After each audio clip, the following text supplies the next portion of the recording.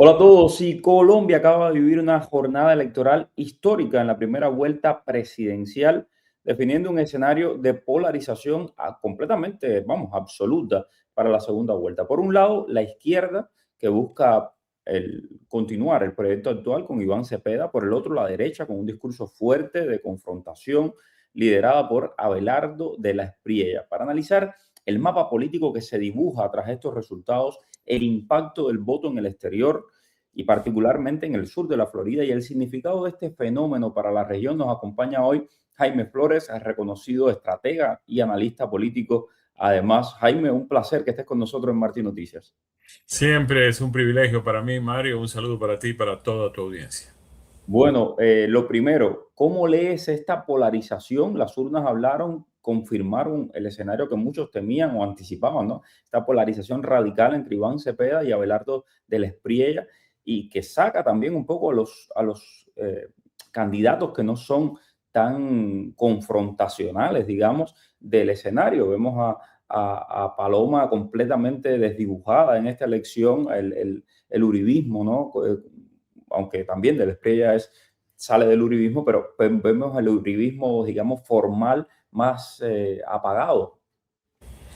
A ver, lo que me parece a mí que ha venido sucediendo en Colombia es que la gente ya está cansada de las medias tintas y de las aguas tibias. Ya es hora de que llegue algún grupo político, algún liderazgo a comenzar a resolver problemas, a encontrar soluciones, a no seguir procrastinando y dejando para más adelante la solución de cosas que no aguantan más. La gente ya está desesperada. Algunos colombianos creyeron en el cambio del actual presidente Gustavo Petro. No hubo ningún cambio, muy por el contrario, el país siguió hacia atrás. No entendemos todavía por qué un casi 40% de los colombianos votan por el candidato del continuismo, del desastre de Gustavo Petro, pero en fin, ese será un tema que seguramente habrá que analizar más adelante para tratar de entenderlo.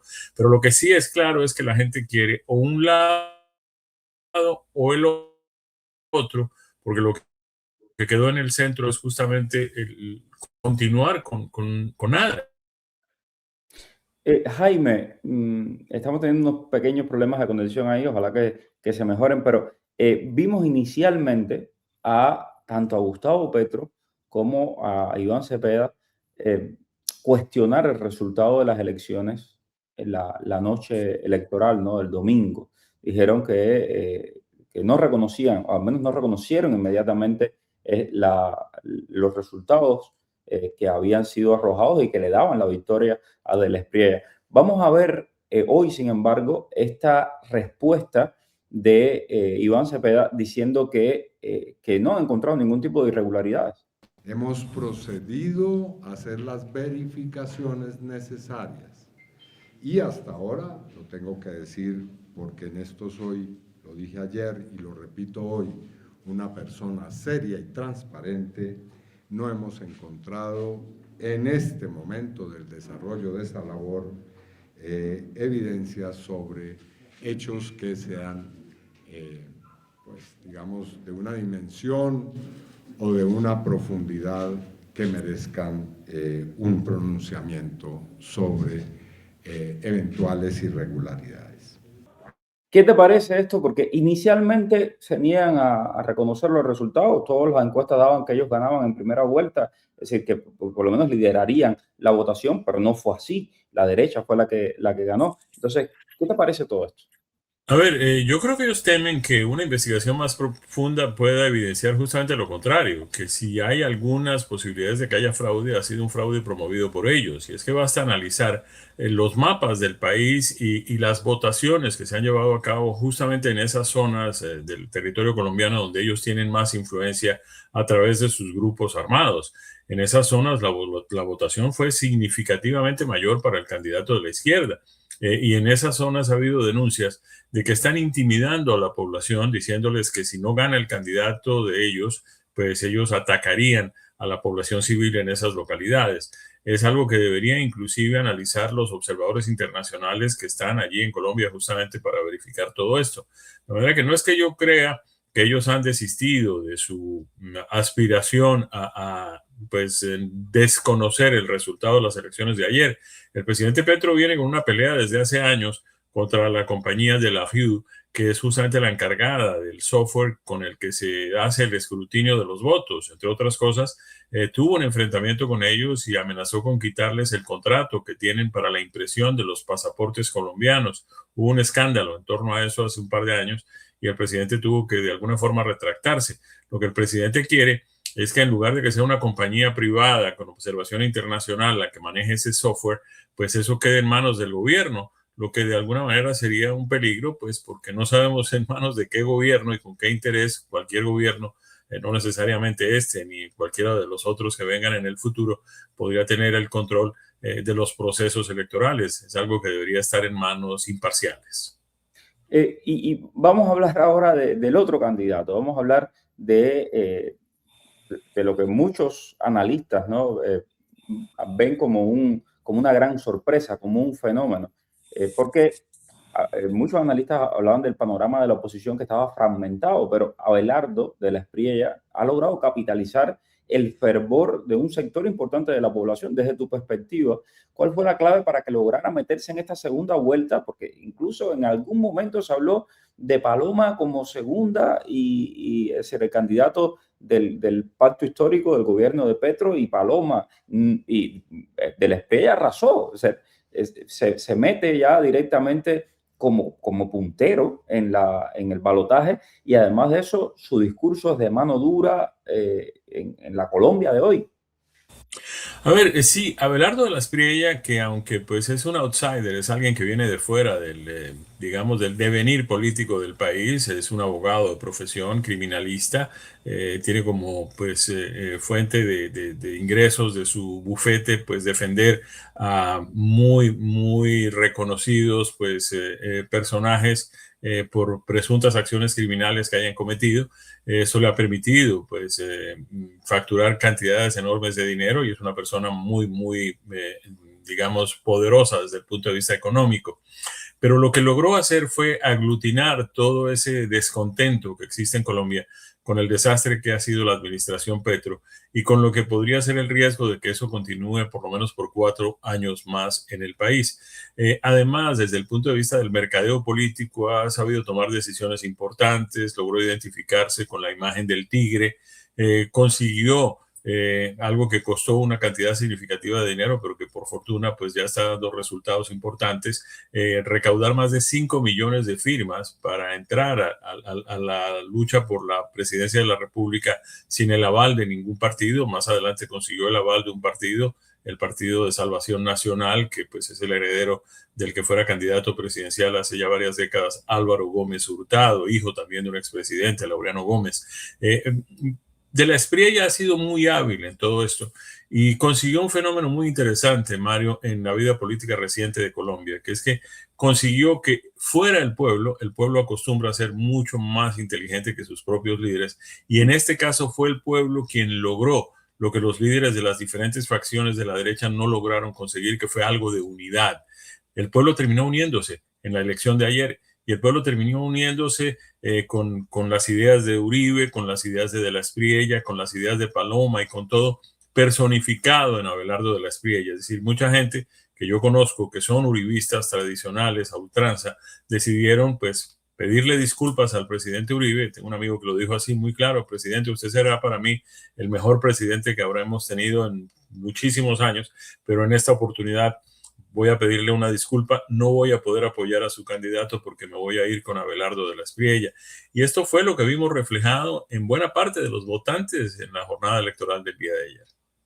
Sí, y me gustaría también entender un poco qué crees que mantiene viva la base de Cepeda y de la izquierda, porque hemos visto 4 años de Petro donde es cierto, han invertido, han gastado más dinero en apoyos, etcétera. También hemos visto este mismo esquema, por ejemplo, en países como México, donde los programas sociales garantizan votos. Estoy hablando de Morena. En Colombia se le ha puesto mucho más difícil a la izquierda hacer lo que han hecho en México, que han ido desmantelando todo el sistema de contrapesos de la democracia mexicana y cooptando, ¿no?, todos los poderes. En Colombia esto no ha pasado. Pero hay una base fuerte que sigue votando por esa izquierda en Colombia. Sí, lamentablemente todavía está ahí, es decir, estamos hablando de sindicatos, estamos hablando de pues personal que trabaja en las agencias y en las empresas del Estado, que depende obviamente de una lealtad a un grupo político para mantener su empleo. Recordemos que no hace mucho tiempo, hace apenas cuestión de meses, el presidente decidió aumentar el salario mínimo de los colombianos a una tasa de 24%, algo que fue considerado por los expertos en temas económicos como un absurdo y un acto de enorme irresponsabilidad. Eh, Eso pues es recibido por la gente como un presidente que se preocupa por nosotros. Pero a veces la gente ignora que esto ha sido a un costo altísimo, esto ha aumentado la inflación. Ha habido fracasos monumentales del presidente, por ejemplo, en el manejo de los temas de salud. Las agencias prestadoras, las empresas prestadoras de servicios de salud están prácticamente en la quiebra. El gobierno ha tomado una serie de decisiones irresponsables que las han llevado a serios problemas económicos. Pero por otro lado también está pues la intimidación, por otro lado también está el temor de que pues si esta gente no gana las elecciones podrían pues producir otro estallido social similar al que produjeron durante la administración del presidente Iván Duque. Es decir, hay una serie de factores y hay otro que es el tema también del fracaso que han representado algunas administraciones de derecha. La gente del pueblo dice, con los de la derecha nunca ganamos nada, nunca hicieron nada por nosotros, nunca mejoraron nuestra situación, vamos a darle otra oportunidad a la izquierda. Tú conoces perfectamente el pulso de la comunidad colombiana aquí en el sur de la Florida, y no solo de la colombiana, sino de toda la comunidad latina. En lugares, por ejemplo, como Miami, en Weston, en Doral, Coral Gables, se vio una movilización masiva. ¿Cómo influyó el votante del exterior en esta ecuación? ¿Por quién votó? Creo que mayoritariamente fue por la derecha. ¿Cuál es el mensaje que crees que envía este votante del exterior a el pueblo colombiano? A ver, Mario, con el votante colombiano pasa algo aquí muy interesante, que es que, y esto pues lo puedo decir de pulso propio, me pasó a mí. Yo llegué a los Estados Unidos y llegué al sur de la Florida creyendo que lo que pasaba en Cuba era completamente distinto. Yo me creía el cuento de que la salud y la educación en Cuba eran las mejores del continente. Y cuando llego aquí y empiezo a tener contacto con ustedes, empiezo a familiarizarme con la comunidad cubana en el exilio, aquí en el sur de la Florida, me doy cuenta de que todo ese panorama falso nos lo habían pintado. Con las peores intenciones, además. Nada de eso era cierto. Si a eso le sumamos el hecho de que también estamos viendo el mismo drama con nuestros hermanos y vecinos venezolanos por todo el sur de la Florida, nos damos cuenta que la izquierda no lleva sino a la miseria, al desastre, al deterioro social y al deterioro económico de nuestros países, que nos obliga a huir, que nos obliga a exiliarnos, a dejar atrás nuestro país. Han llegado recientemente, sí, unos colombianos, digamos, un poco menos permeados con esta realidad de Cuba, de Nicaragua, de Venezuela, etcétera. Eso es el resultado pues, de las políticas de inmigración de la administración Biden, sumadas al hecho de que pues, justamente ese estallido social de la administración del presidente Iván Duque en Colombia, pues hizo que muchos revolucionarios, por llamarlos de alguna manera, es la manera como nosotros nos referimos a todos aquellos que pues, profesan ideas de izquierda y además quieren instituirlas por la fuerza. Entonces muchos de ellos tuvieron que salir del país porque estaban siendo pues, procesados judicialmente por participar en esto. Y algunos de ellos han llegado aquí y serían los pocos que estarían votando por la izquierda. Pero en general, la comunidad colombiana en la Florida ha votado por candidatos de derecha, lo hicieron con el presidente Uribe recurrentemente y con los candidatos del presidente Uribe, inicialmente con Juan Manuel Santos, posteriormente con Iván Duque, en fin, hasta el año en que pues lamentablemente ganó la elección Gustavo Petro, el voto de los colombianos en el sur de la Florida y en buena parte del exterior, a excepción de algunos países del norte de Europa, donde justamente después de la amnistía al M-19, pues salieron huyendo algunos izquierdistas amnistiados y pues construyeron familia y comunidad en esas zonas del mundo.